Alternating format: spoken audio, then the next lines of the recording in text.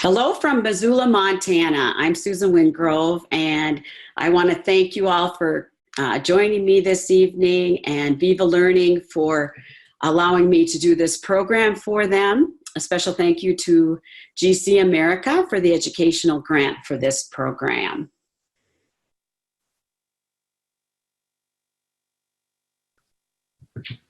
So I just have a disclosure slide here, a little bit about myself. I'm primarily a researcher and writer, and I do presentations on regeneration and implants primarily. I have, a few disclosures. My late husband and I developed a set of implant scalers called the Wingrove titanium implant sets, and I developed the Queen of Hearts and the Ace probes, as well as also my textbook from Wiley and Blackwell.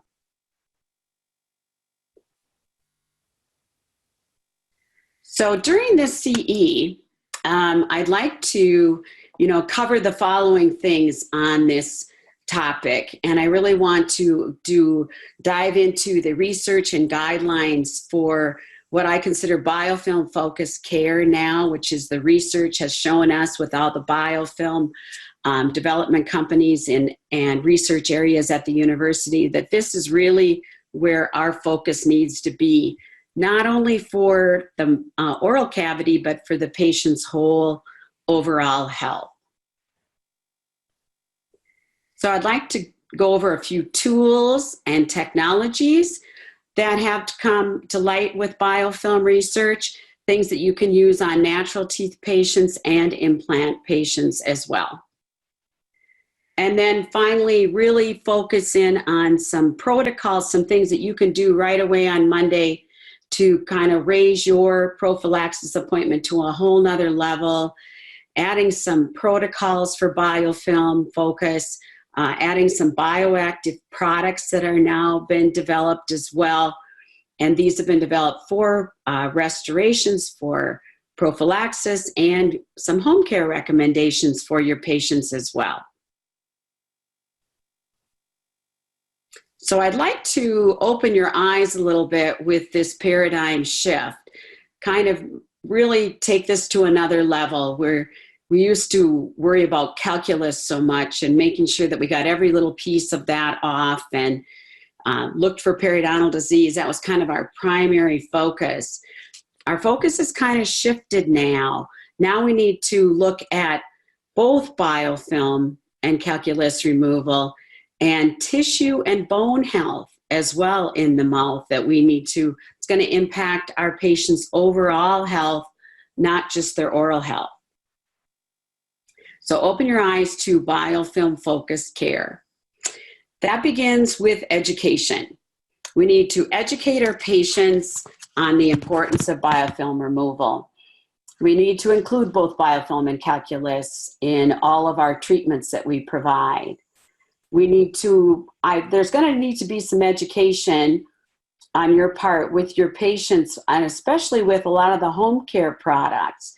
You've all kind of noticed, I think by now, that alcohol in products is really not a major focus.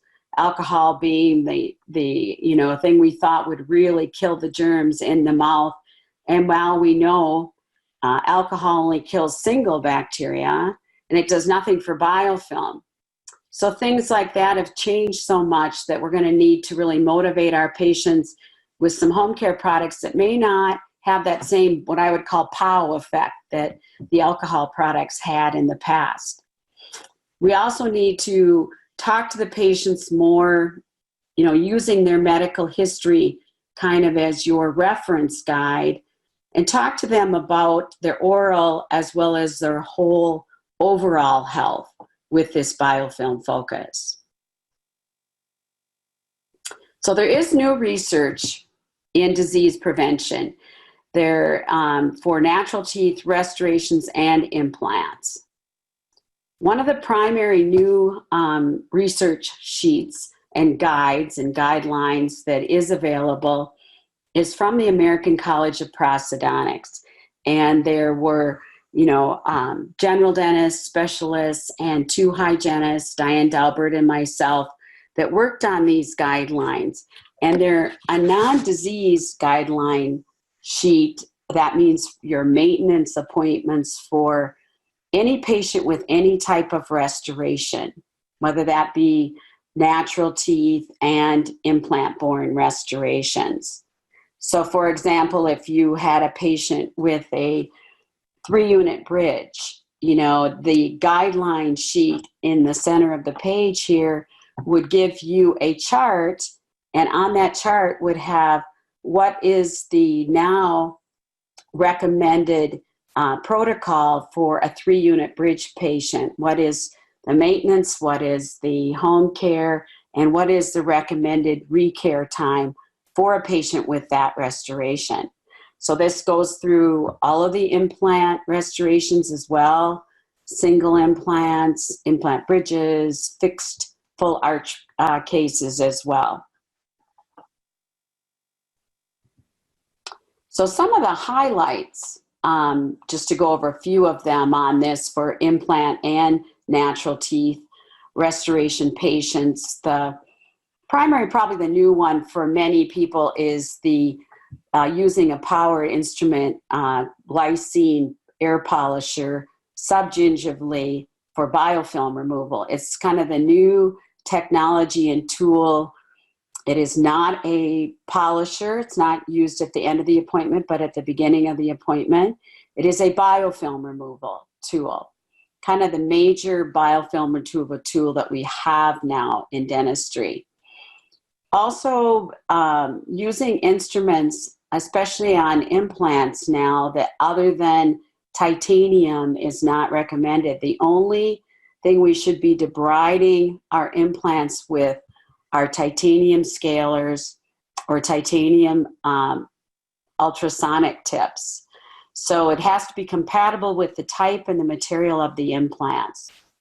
Well, this is really important. There's no more plastic, graphite, or other tools that will be used on implants, and that's due to residue left behind. Nothing to do with scratching. That was kind of the old research. All the new research now is on residue left behind, that we want to eliminate that. Also, occlusion with this mixed combination of implants and natural teeth restoration patients, we really need to keep a close eye on occlusion. Whenever we see any type of wear or highness or any kind of clenching with our patients, we need to fabricate an occlusal device. And then if you look at the home care section, this kind of looks like a list of, I would call, power tools. And we've done a lot of research on home care. That's where one of my major focuses has been for the last couple of years, and really looking at how we can have our patients with restorations last longer, and especially with implants involved now too. So you'll see air flossers, you'll see water flossers, you'll see an electric toothbrush as a primary thing to use for patients, all focused on disrupting the biofilm. So for our recalls, you'll notice that it's at least every 6 months, which sounds like something like we've all heard that, and we've heard it a lot. But now with biofilm focused care, really our patients should all be at a 2, 3, 4, or 6 month interval, no longer, because one of our major focuses now for biofilm focused care is going to be doing a professional biofilm removal in the patient's oral cavity at the time of the professional prophylactic visit. And that really needs to be in office. So if any patients have any restorations in their mouth, it is now recommended that they come in every 6 months. So what is our role? Mainly, we need to focus on disrupting dental biofilm and recommending the proper home care products for our patients as well that are going to do that on a daily basis. Maintenance with the specific new technology out there. Make sure that we're trying to use the tools, and many of the tools that we can, that are going to be biofilm focused. For implants, this means that we need to concentrate on using only titanium implant scalers or ultrasonic tips. And then our home care recommendations need to include also, as well as the tools, needs to include, fluoride toothpaste, needs to include an antimicrobial rinse. And tonight I'll go over more about those specifically. So our first tool to kind of describe is the subgingival air polisher. Now, the subgingival air polisher, you'll see there's two examples there. These are the main two that you'll find on the market right now.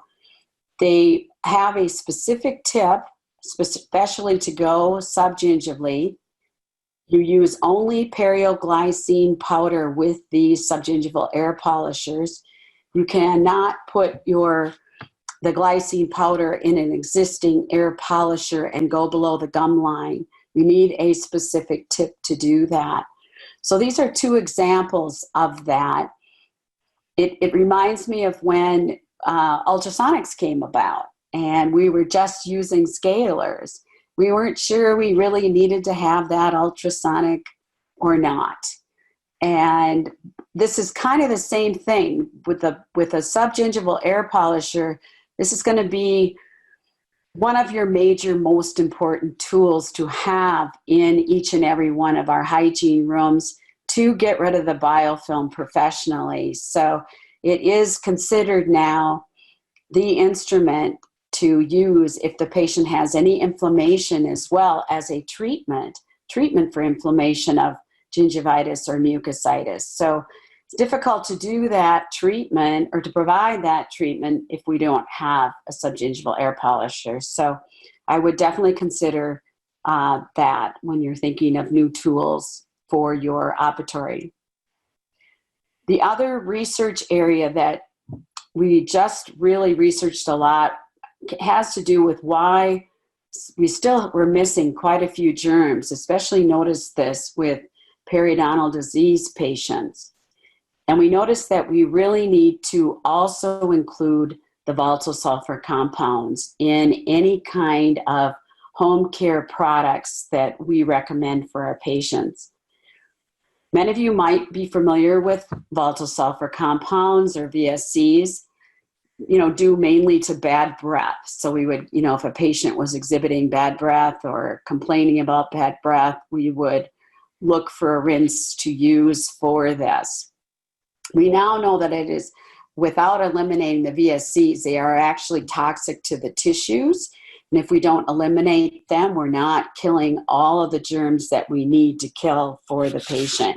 So it's really important that we include that in any of the home care products. Mainly, you're going to find this in a rinse that you're going to be recommending for your patients.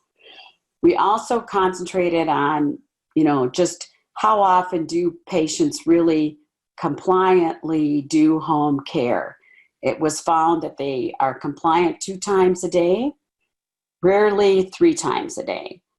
So we want to make sure that we are also developing products and recommending products for our patients that inhibit the regrowth of plaque for 8 to 12 hours.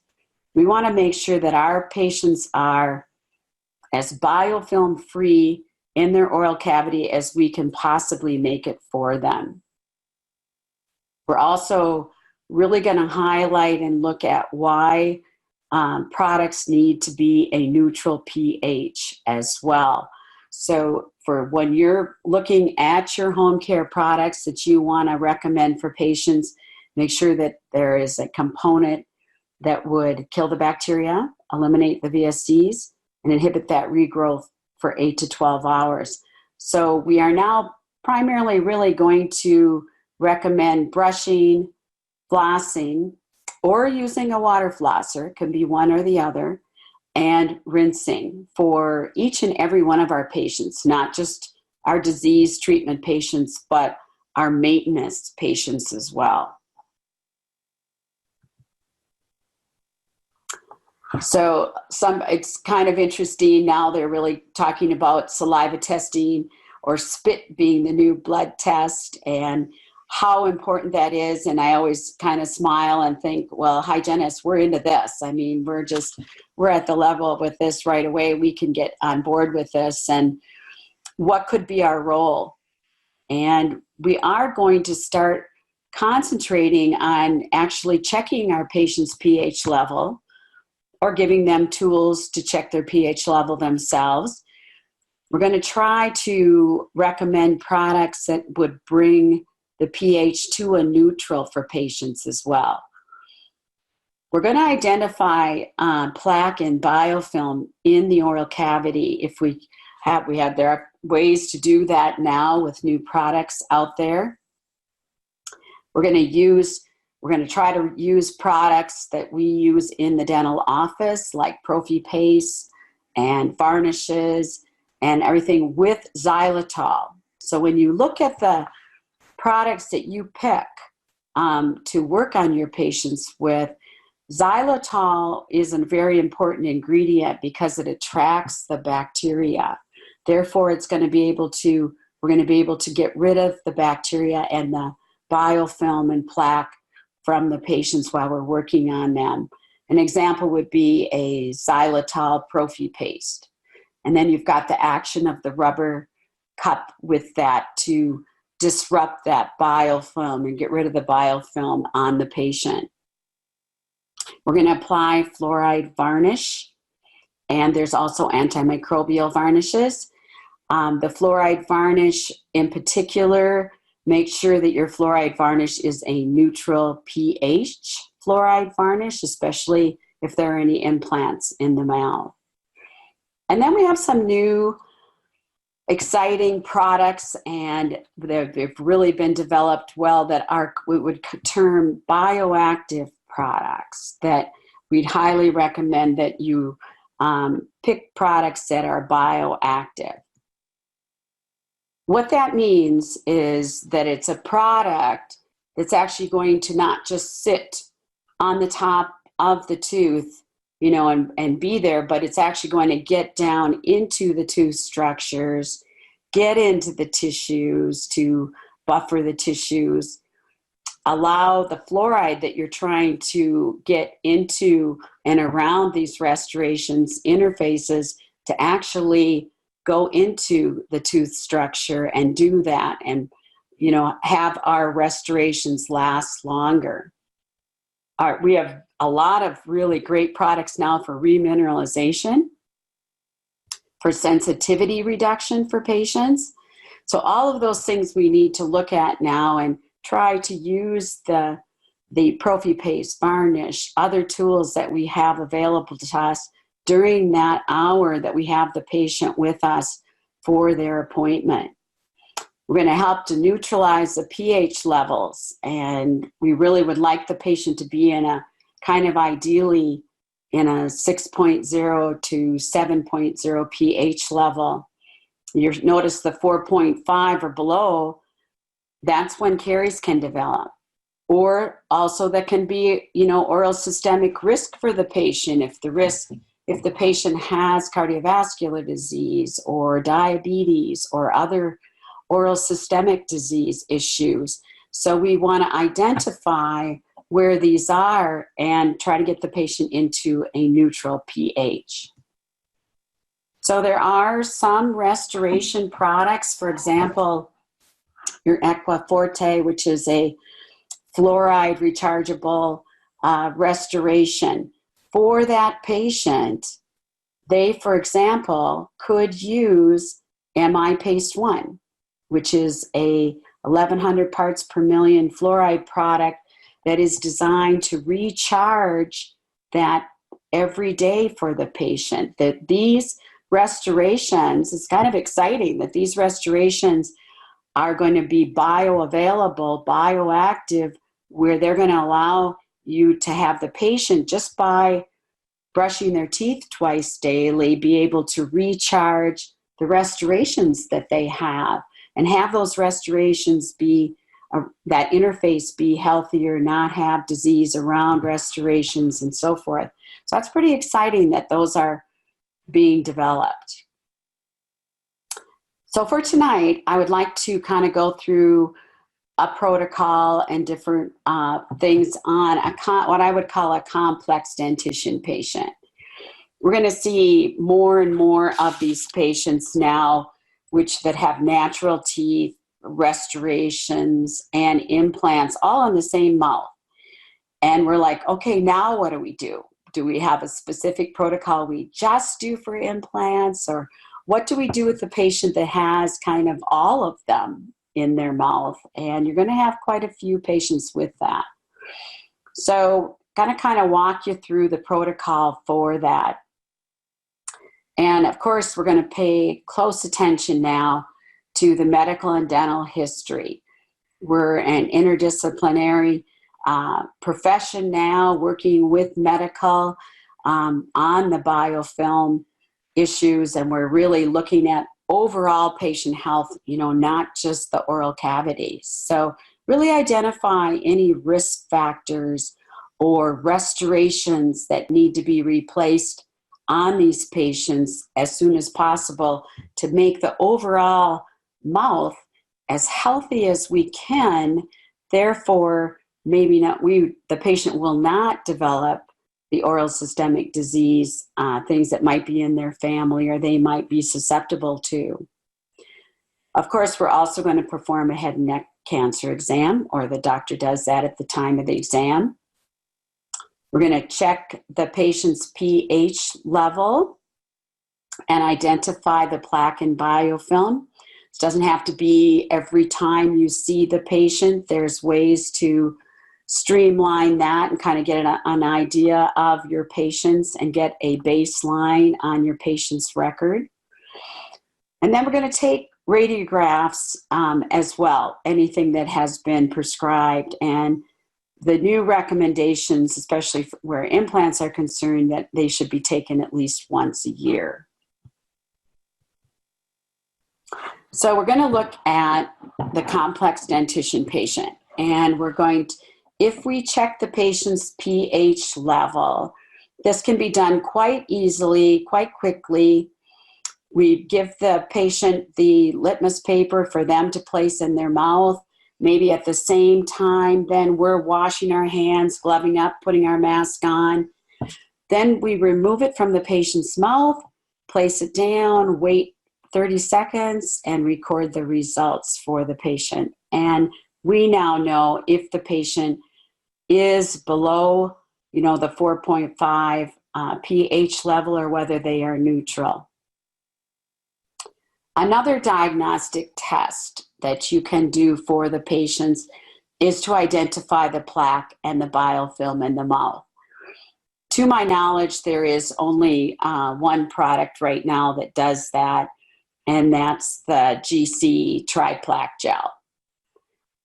So we would apply the Tri-Plaque Gel on the patient's teeth. This is only an in-office tool that you use, not something that you would send home with the patients. And we can also offer the patient a mirror after we have rinsed off the gel, and we've got what I would consider almost a road map here of looking at the patient's teeth and noticing the biofilm, the plaque, and the acid-producing biofilm.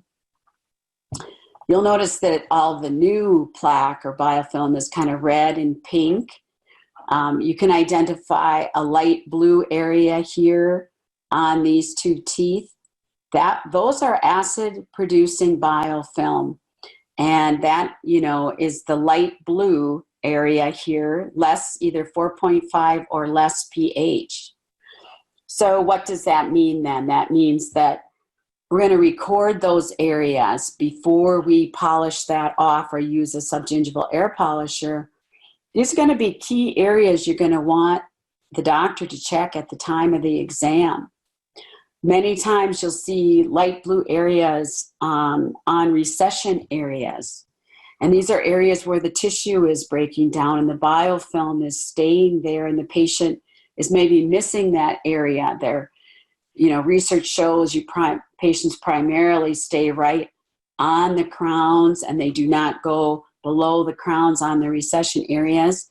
So if you have a patient with recession, and you have this identified, it's really nice if you offer them a mirror and just identify these areas that are light blue and that they are missing and that need to have more attention given to them, and areas that they should make sure that they hit each and every time that they brush their teeth. So we're going to take the necessary radiographs that we need to take. You'll notice that vertical bite wings are recommended now and should be at least once a year. A full mouth and or a Panorex every 3 to 5 years has kind of been the standard recommendation. However, with the new focus on tissue as well as bone, we do want to also offer the patient, if we can, a combination of doing a full mouth x-ray and a Panorex. They really do reveal a couple of different things. You can outline bone loss so much, identify a little bit more sometimes on an FMX, a full mouth set of x-rays, or your Panorex will oftentimes you can see pathology more, or cysts developing, or other areas in the mouth that we need to identify for other reasons than just decay. CT scans, the cone beam computer tomography machines that we now have more availability to, this is something that we don't have to have on every implant patient, but we are going to need to send them to someone who has one if we suspect peri-implant disease, or if you have one in your office, to use your CBCT if you suspect that peri-implant disease might be developing on one of your implants. So some kind of implant-specific things on the guideline sheets. We want to assess at least once a year. The old requirement was, or the other old guideline was every 2 to 3 years if the implant was healthy. We now know that we really have to monitor these implants and the bone level, and it has to be on at least once a year basis. That's really the way you can assess the health of the implant, is with a radiograph. You can't do that solely with a probe or with palpations or visually. So it needs to be with a radiograph. So 1 to 4 implants, if they are in the bite wing area, ideally we would take the vertical bite wings and get both, the natural teeth and the implants. If it is not, then it'll need to be a separate PA. For 5 or more implants, we're going to recommend a panoramic or Panorex, a CBC scan if you have one in your office, or 5 individual PAs on the patient. Maybe they're very insurance conscious, then you're going to want to possibly do the 5 PAs, but in some way you need to get your eyes on a radiograph to be able to tell if the patient's implant is healthy or not. So this is really important. So we do have a new recommendations with implants now post-load, which means at the 1 year mark, you're going to have a 1 year film on the patient, hopefully, 1 year after the implant restorations have been placed. So once the patient is biting on the implant itself and using the implant, that is 1 year from that date. You would want to have a baseline radiograph, whether it be a PA, a Panorex, a CBT scan, something on that baseline average. The average bone loss kind of settles in at 0.5 to 2 millimeters of bone loss, and that is still considered healthy for the patient, but it should not change after 1 year. So we're going to keep that 1 year radiograph, and we're going to, each year, we're going to refer back to that radiograph. So it's an important radiograph to have, to be able to identify, if possible, get from a previous office if you have a patient come into your practice with implants. If you do not, the new recommendation is to take a radiograph at the new patient exam, and anything at 3 millimeters or more bone loss around an implant, it is to be considered to have implantitis, and to recommend to send to a specialist to evaluate that implant. So the CT scan, you know, we don't have to have one on each and every implant patient, but it's going to show us more around an implant. On an implant in particular, you can't see the facial, lingual, or direct interproximal aspects except on a CBCT. So if you're having unexplained inflammation around an implant or bone loss of more than 2 millimeters around an implant, and a second time that you see them, this is continuing to happen, you're going to need to obtain a CBCT on that patient. We're finding that, just as a general, kind of fact, is that we're finding peri-implantitis is starting many times on the facial, lingual, and the direct interproximal areas, where 2D films don't show us that. So we're going to need to really concentrate on getting a CBCT if possible. So we're going to start by placing an Optigate. This is a retraction device. It is latex free. It kind of protects the patient when you lean them back, covers part of the nose, covers the lips and tissue area. And then we're going to use a subgingival air polisher to remove the biofilm with glycine powder. If you do not have a subgingival air polisher, you can polish first. And by polishing first, ideally, you would still place the Optigate. Then you would pick a xylitol prophy paste that's going to actually attract the bacteria. And then with the action of the rubber cup, it's going to disrupt the biofilm as much as possible and go, a nice soft rubber cup that you can go just below the gum line if you can. It's not going to do as much as a subgingival air polisher, but it will be something to eliminate the biofilm first on the patient. This is before you probe, before you do any debridement at all on the patient. Next, you can give the patient MI paste. This is especially helpful if you do not have time or you're not testing the pH level on each and every one of your patients. There's now good solid research that it is very helpful to have the patient in a neutral pH during that 45 minutes to an hour of your appointment time, so that when we use products, especially bioactive products that actually get into the tooth structure and around the interface of the restorations, we want them to work more effectively. And if the patient is in a low pH, which could easily happen if the patient was sipping on any kind of sodas or pops on their way to the office, or just had their coffee and was just finishing it and setting it down just before they got into your chair, that's going to automatically put their pH level in their mouth into a low pH.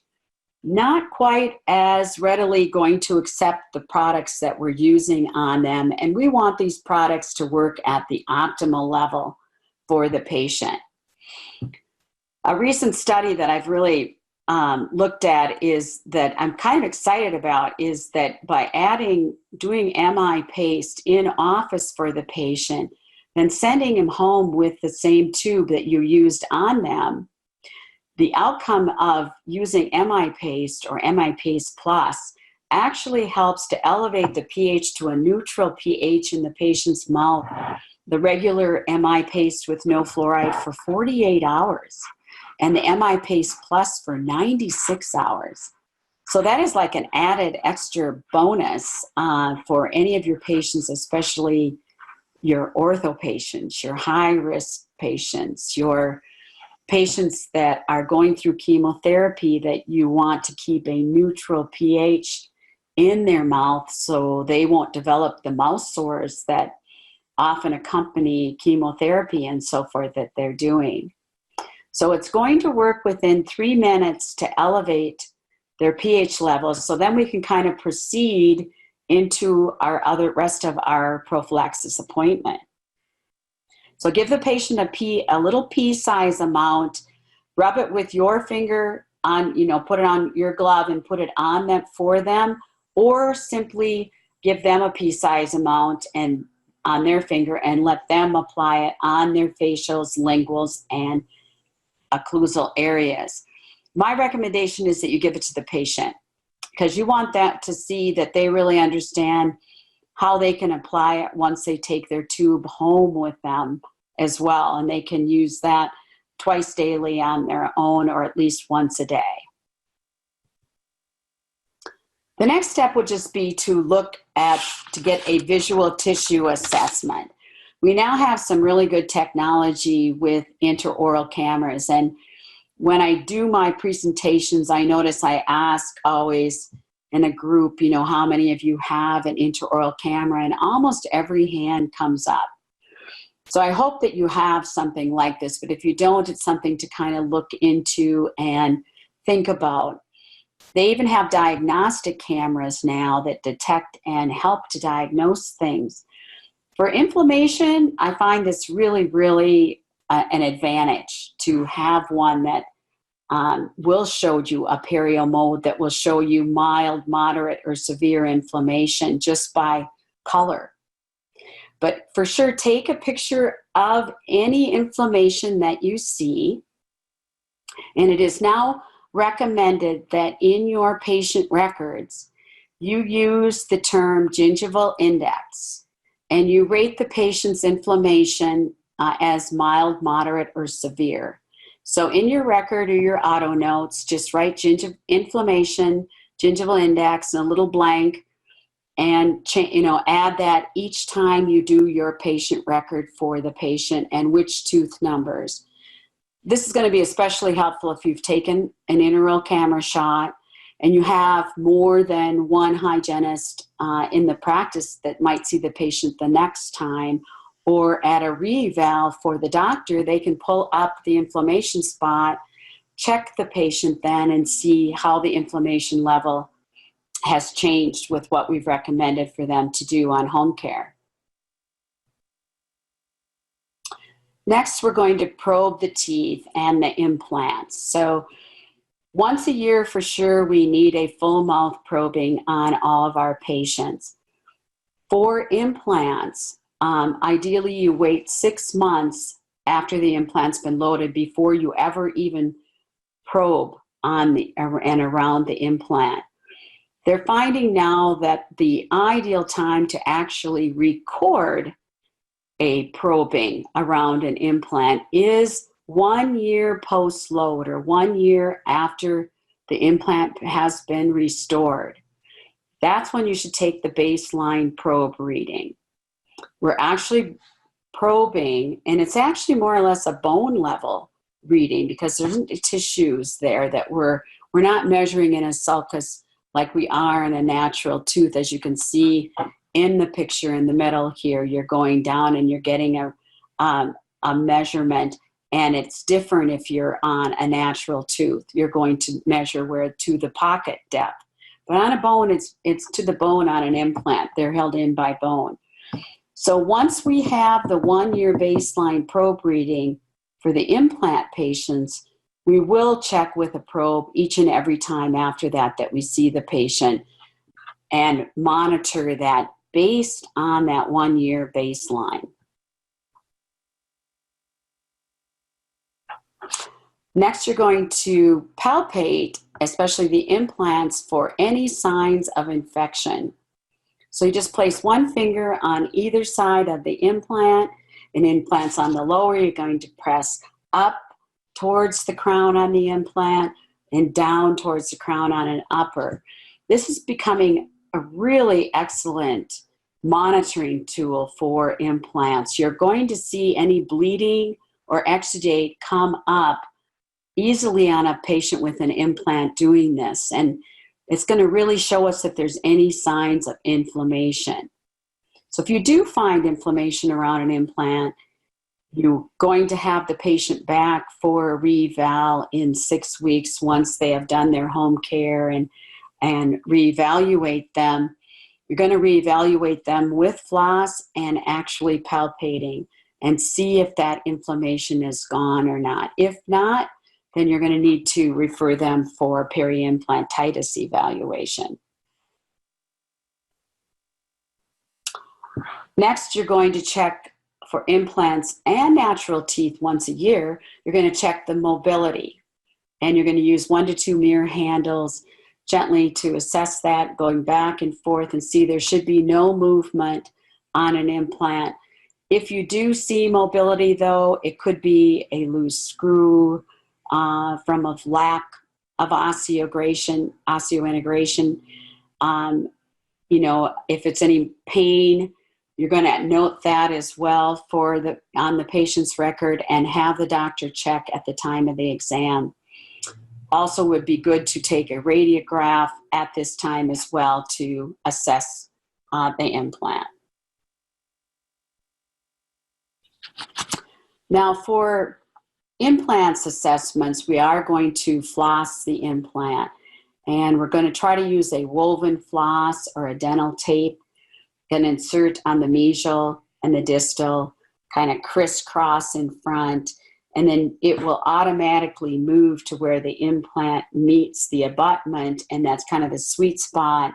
And just going to go back and forth a couple times, take it out, and look and see if the floss is frayed, roughened, or if there's any blood on the floss. Implants don't bleed, so if that is the case, then we're going to look and see, what's going on the patient. Is the tissue not 2 millimeters around the implant, and maybe the tissue is breaking down, and we need to assess whether they need a tissue graft around that implant, or whether or not there's other factors present. Many times when we found the blood on the floss like this, we've given the patient, a thorough mucositis appointment.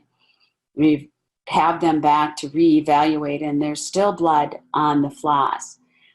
And oftentimes this leads us to believe that the inflammation is still present, and this could be from cement or instrument residue left on the implant itself, and our antimicrobials that we've given them to do for their home care and things aren't going to work on that. It's still going to irritate the tissue around an implant and cause blood to be on the floss itself. So it's an exceptional assessment tool for you to be able to tell if there possibly is some residue left around the implant, and then refer the patient out for that.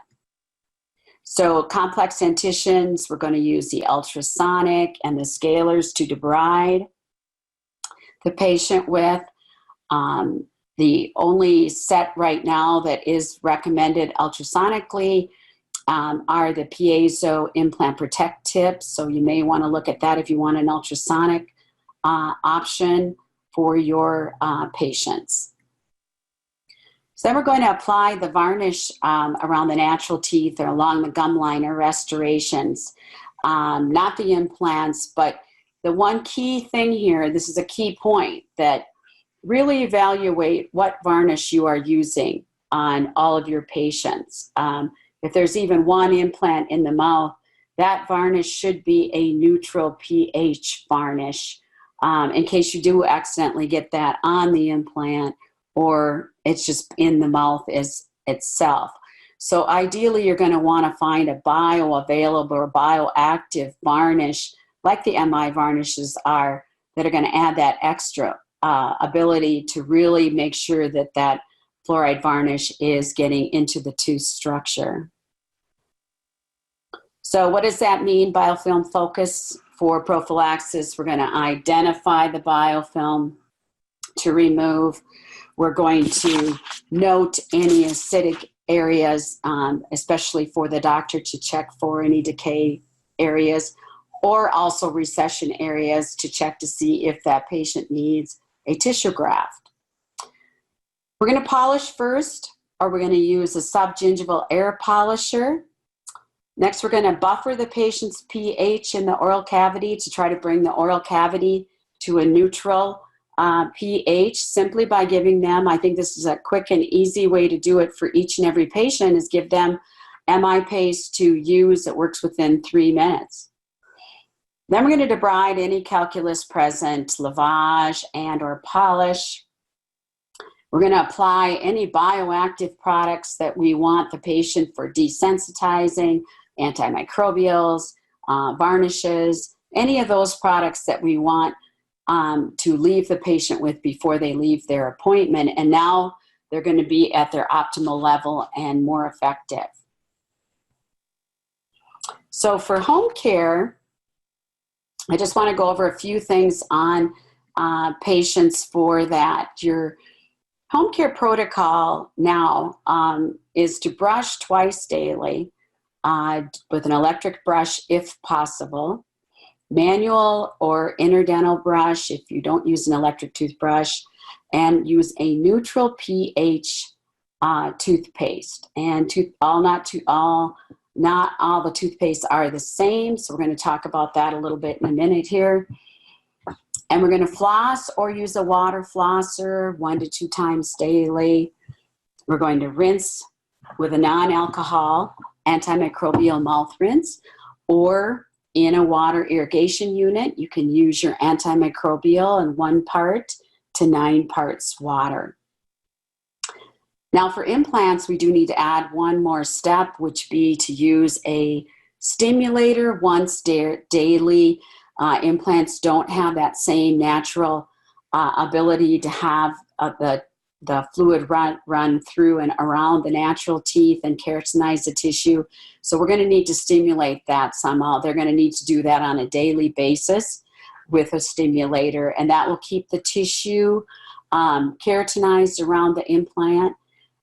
If the tissue starts to get inflamed around an implant, gets less than 2 millimeters in depth, it will start to break down, and then the bone will start to break down. It's kind of what we call the inflammation cascade. So we don't want that to happen. So if you look at the ACP guidelines, they're recommending electric toothbrush, interdental cleaners, and water flossers. So these are kind of the 3 tools I would say that we now should really be looking at for our patients. Now, fluoride and pH effects is an important point, and we've just finished a really good study that I was excited to be a part of, and it talks about the chemical effects of stannous and sodium fluoride on titanium surface. There was no real good research out there as to whether neutral or stannous fluoride could be used around implants.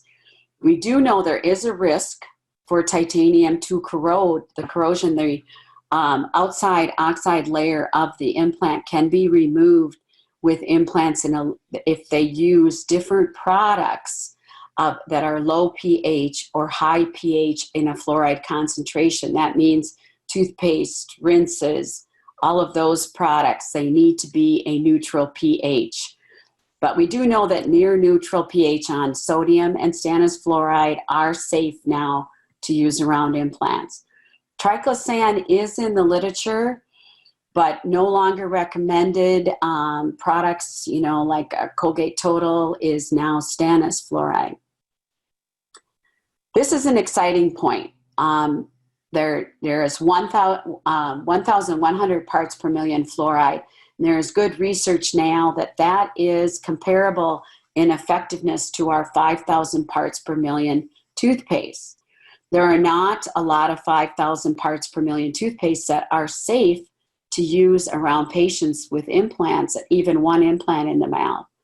So it is highly recommended that we use products that are 1,100 parts per million for all of those patients that we used to recommend the 5,000 parts per million fluoride rinses. An example of the 1,100 parts per million fluoride that you can get in a toothpaste now, MI Paste 1 is different than MI Paste. This is actually a sodium toothpaste that is 1,100 parts per million fluoride. So it is the one that you can use with all of the patients that you used to use 5,000 parts per million with. And a gum detoxify is an example of a stannous fluoride toothpaste. You're going to see many more stannous fluoride products as well on the market, mainly because stannous fluoride will last for 8 to 12 hours. So for the water flosser and flossing, this is important to do twice daily. And also for patients with a lot of restorations, the same recommendation applies. We want to remove that biofilm around those restorations and around those implants twice a day. You can also use a water flosser. And the research is quite good that these are just as effective. They're actually 87% more effective or 81% more effective than your general flossing for patients. So this will be done twice daily around the patients. And notice how you should floss an implant, that we're going to do the same thing as when we were evaluating the implants, and that's with the crisscross in front. That's going to go around the whole implant. The tissues are not adhering around an implant. So think of it like a moat around a castle where you can put the floss and you're going to floss at getting that all the way around that as a circular effect. Mouth care rinses. This is important because there's been a big paradigm shift in mouth rinses as well. We want to do three things. We want to kill the bacteria, we want to break up the biofilm, and we want to eliminate the VSCs. We now know that alcohol, chlorhexidine in particular, and antibiotics do nothing to break up biofilm and do not eliminate the VSCs.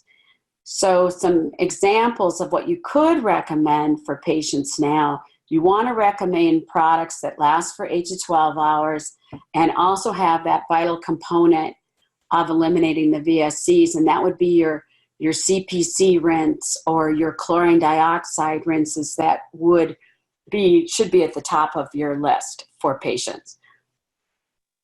Also, your neutral pH products, make sure that all the products that you are using or recommending are a neutral pH, and that our whole regime is going to kind of make it so the patient can last for those 8 to 12 hours biofilm free. So just a few comments on a rubber tip stimulator. We used to use these a lot. They are not used to clean, they're used to stimulate by actual pressure, firm pressure up against the implant or up against the tissue around crowns on natural teeth as well, 5 to 10 times around that area.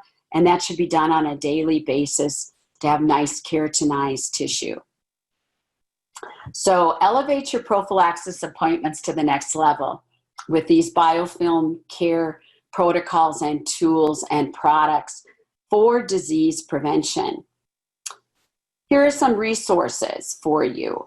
There's the textbook, and then there's an article that I've written for saliva testing, trends of saliva testing, and that's on implants, biofilm, and pH. The ACP guideline sheet is available, and also an article I wrote for the Perio Implant Advisory on clinical applications for the AAP guidelines. So these are all available on my website. If you take note of that, windgrovedynamics.com, you can download any of these. You don't have to be a member for that to do that, especially for the ACP guidelines and other articles like that. So I want to take any questions now from you and answer those if we can. We have a question on the water flosser being as effective as flossing. They are actually, the research shows that using a water flosser now with the technology that we have, and there are many tips available as well on a water flosser, that it is 87 and 81% more effective than flossing. So this is something that is really need to look at that. And We no longer worry about, whether or not the water, it's not pressing bacteria back into the pocket that was so often thought of with water flossing. That's been debunked, and really good solid research on that. So highly recommend anyone that you can get excited about a water flosser, particularly if they have an implant, that it is, and pretty much in my opinion, a must. Implant cleaning. If you don't have an air polisher, you should get a good xylitol prophy paste, like your Proxit from Ivoclar, Vivadent, or your Preventive Fine, which is, both of those are silica paste, and get rid of all the biofilm that you can, and do it at the beginning of your appointment. And then make sure that you also have titanium scalers to be able to use for the debridement part. So I think that answers the questions that I have on there. You can always email me and get a hold of me on the WindgroveDynamics.com website, and I will be available to answer any questions for you there as well. So I'm just going to wrap this up by just thanking Viva Learning and GC America again for the support of this presentation, and for all of you for joining me tonight. I hope you'll move your prophylaxis appointments to another level. Really think about not just calculus, but biofilm on each and every patient that you see. So have a great rest of your evening.